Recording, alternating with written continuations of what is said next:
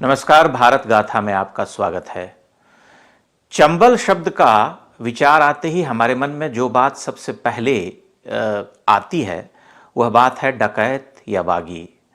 हमारी चेतना में, हमारी बुद्धि में, हमारी स्मृति में चंबल को कुछ इस तरह से जोड़ दिया गया है डकैतों और बागियों से कि हम उसकी जो दूसरी बड़ी विशेषताएं हैं उनके बारे में हम जानते ही नहीं।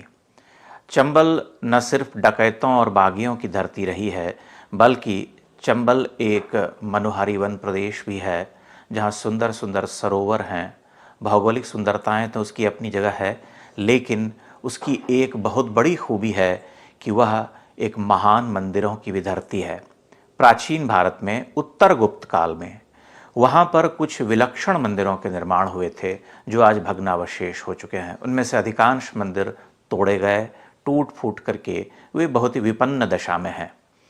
लेकिन हमें उन मंदिरों के बारे में पता भी नहीं है। ऐसा ही एक स्थल है बटेश्वर, जो कि ग्वालियर और मुरैना के मध्य में पड़ता है।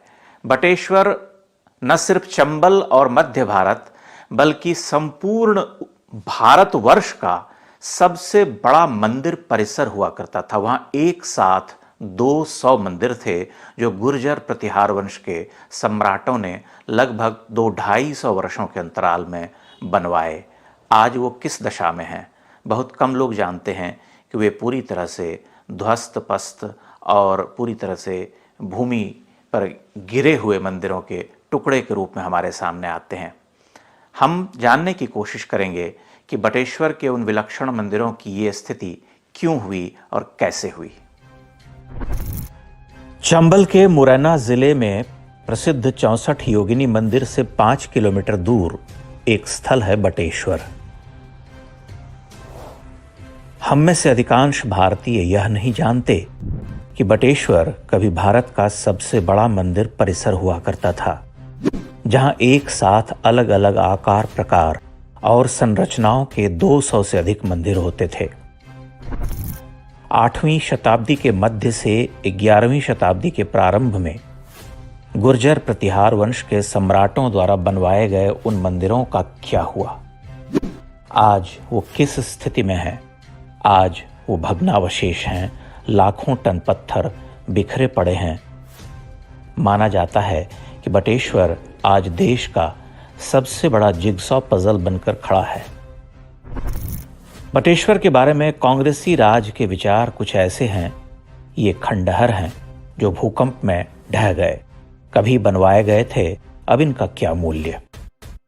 उनके यही विचार हजारों हजार हिंदू मंदिरों के लिए भी रहे हैं। वहां आर्कियोलॉजिकल सर्वे ऑफ इंडिया की एक पुरानी सी नीली तख्ती लगी होती है, उसी के साथ दायित्व समाप्त हो जाता है। आश्चर्य है कि भारत के सबसे बड़े मंदिर परिसर के ध्वंस को भूकंप का परिणाम माना जाता है। 13वीं शती में आए किसी भूकंप की कल्पना कर ली जाती है, जिसका कोई प्रमाण इतिहास में नहीं मिलता। बटेश्वर के मंदिरों की वर्तमान दशा देखकर यह अंदाजा लगाया जा सकता है कि ऐसी तबाही तभी संभव है जब भूकंप की तीव्रता 8.5 से भी ऊपर की रही हो। सुप्रसिद्ध भूविज्ञानियों का मत है कि चंबल की मृदा संरचना और वहां बनाए गए इन मंदिरों का स्वरूप देखकर ऐसा दावा नहीं किया जा सकता कि ये मंदिर भूकंप में ध्वस्त हो गए होंगे। वैसे भी भारत के प्राचीन मंदिर अपने निर्माण के 300-400 वर्ष बाद ही नहीं टूटा करते थे। बटेश्वर में इन दिनों जीर्णोद्धार का काम चल रहा है। प्रवेश से पहले सौंदर्यीकरण भी देखने को मिलता है। बटेश्वर मंदिर वाटिका में सर्वप्रथम एक विशाल अधिष्ठान मिलता है, जिसके कॉलम्स और वेदीबंध अपने वज्र जैसे सीने पर हजारों हजार टन खंडित शिलाओं को संभाले धसे पड़े हैं, शोकार्त समाधिस्थ। मानो कोई प्रिय के निष्प्राण देह अपनी जंघा पर लिए अपलक बैठा हो। कॉलम्स की हर दिशा पर गुर्जर प्रतिहार शैली की क्षरित वास्तुकला उदास पड़ती जा रही। ऊपर मंदिर की जंघा, कटि प्रदेश, वक्ष और शीश के सैकड़ों टुकड़े लदे पड़े हैं। आसपास केवल ध्वंस है, दर्जनों आमलक शीश विहीन नंदी, 50 स्तंभों के खंडित भाग, टूटे हुए सिरदल। बाईं ओर मंडपिका शैली के मंदिर खड़े हैं। उनका पुनरुद्धार हुआ है, पंक्तिबद्ध, पूर्ण आमलक कलश आदि के साथ। दाहिनी दिशा में सब कुछ आधा अधूरा, पूरी तरह ध्वस्त पस्त है। यह भग्नावशेषों में महाभग्न है। सरोवर का जल हरा है, यदा कदा ही कोई उसका स्पर्श करता है। काइयों ने उसमें स्थायी आवास गढ़ लिया है। एक ओर प्रतीक्षारत गलियारे हैं। लगभग सभी छोटे मंडपिका मंदिरों के भीतर रिक्ति है। शिवलिंग होने के चिन्ह भर शेष हैं। पीछे 2 मंदिरों में पूजा अर्चना आज भी होती है। थोड़ा और पीछे पहाड़ों से सटकर एक बड़े मंदिर का जीर्णोद्धार हो रहा। वह मंडपिका शैली का मंदिर नहीं रहा होगा। विस्तृत जगती की सुसज्जित चतुर्दिशाएं हैं। मंदिर का शिखर संवारा जा रहा।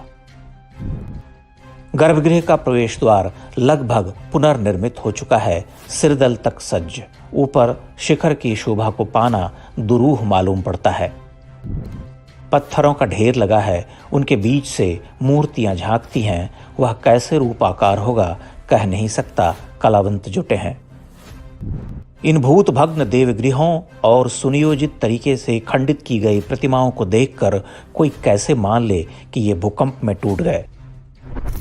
इन मंदिरों की जो वर्तमान दशा है, यद्यपि यहाँ पर अभी जीर्णोद्धार का काम चल रहा है, सरकार तेज गति से उन मंदिरों का पुनरुद्धार करवा रही है, लेकिन जब आप टूटे फूटे मंदिरों को देखते हैं तो जो उनकी स्थिति है उसको देख करके ऐसा लगता है जैसे कि टॉस्ड एंड टिल्टेड, पूरी तरह से ध्वस्त पस्त, ऊपर नीचे सब जगह से टूट फूट करके गिर पड़े हैं।